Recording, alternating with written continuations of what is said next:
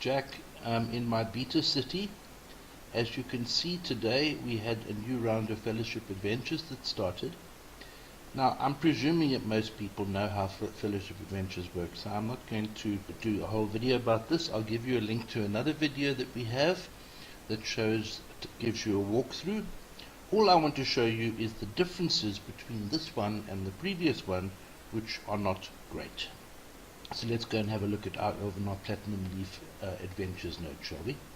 Perhaps you're going to ask me, what is a 13-item Fellowship Adventures? There are different numbers of adventure items in the different versions of Fellowship Adventures.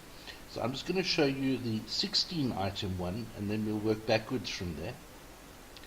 See, this is the previous Fellowship Adventures that you all did. There's a group of 6 adventure items that you make in your workshops. 5-minute, 15-minute, 1 hour, 3 hour, 9 hour, and 24 hour.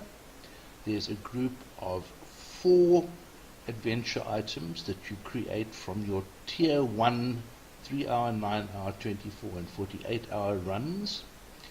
Then there were 3 enchantments, the magical manufacturing, ensorcelled endowment, and power of provision.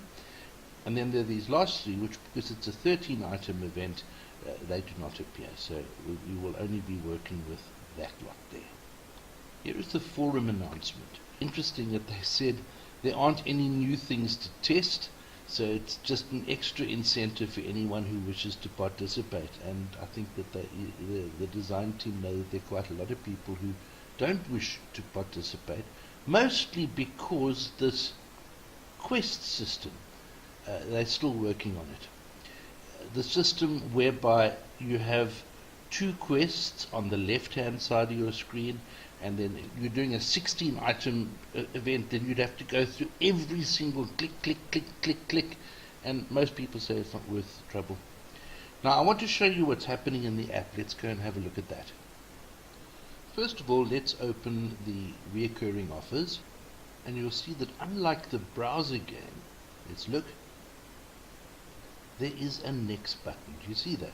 Now you click on that next button, and you click it again and again, and you can scroll through all those quests a lot easier, isn't it? Now, it's going to be wonderful when they add that to the browser game, isn't it? Because it takes away the tedium and the boredom of having to click your way through so many. So I really can't wait for them to bring it in, because I think you'll find that the resistance that many players show to Fellowship Adventures will go away when the quests are just easy to pick the ones that you want. The changes between this adventure and the others that you know, well, very similar to the one in May, which was 13 Quest. Here is a link to that note, so I'm not going to do it all over again. It's all there. What's different? The reoccurring quests are exactly the same, no difference. Stage prizes are slightly different. They've been a little bit upgraded, but again similar. The stage 1, you will get ancient knowledge instance, 5, 10 and 15, whereas in the previous event it was 3, 5 and 10. Stage 2, you'll get ancient knowledge instance, 15, 20 and 30. Stage 3, you'll get 2 different kinds of boosters, 3 of each, and you'll get a building there called LV's stage. It gives you a combination of population and culture, and it stands on a 4x3 footprint. And here is a link where you can go and see what the values would be in your own chapter. The fellowship prizes haven't changed at all from the one last month. The top 20 fellowships will get buildings, and the top 100 get various strengths of boosters. What is very nice is that the top 10 fellowships get custom buildings that you cannot get anywhere else. I have a thought here, and that is that at this moment in time, a lot of players are saying they're not interested in Fellowship Adventures. They don't want to do them more than once or twice or perhaps 3 times a year. There are far too many of them. There's a lot of strife in fellowships that archmages are being bombarded by players who don't want to do it and other players who do. So it's becoming quite divisive. And what I'm thinking is these custom buildings that the top 10 fellowships get, the point is all the other fellowships don't. And what I think that we ought to have is each fellowship adventure, we ought to have a collectible, special fellowship building that every fellowship can get as a stage prize. If you do that, there are a lot of players who would say, well, I'm not really interested in fellowship adventures, but I want that building, so I'm going to do it. It would just bring some fun and enthusiasm in. I really hope that the designers will think about this, giving us something really unique as a stage prize to motivate players to take part. The waypoint information for each stage is exactly the same as the May Fellowship Adventure. You can come and look at it in your own time. That's stage 1, stage 2, stage 3.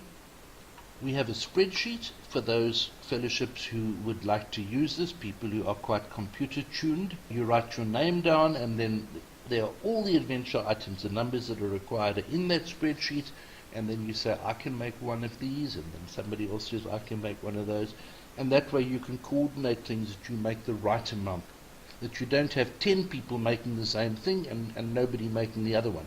So if you want to use it, that spreadsheet is yours to copy, and you can use it with pleasure. There is the link.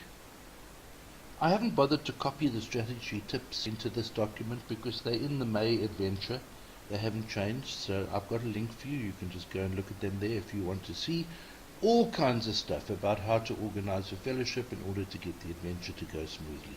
As always, we have comments at the end. I'm far from finished with these. I'll add a lot more. The adventure only started today. If you have something you'd like to contribute, then just give us a shout and I'll pop it in here. A word about Platinum Leaf. We are an independent Facebook group for Elvenar. We have lots and lots and lots and lots of members. Many are very experienced, and we have continuous discussions on topics about Elvenar. People are free to ask questions, get answers, and we have hundreds of files, videos, tips, and other resources that you are welcome to use and to share. So why don't you come and join us there? Bye.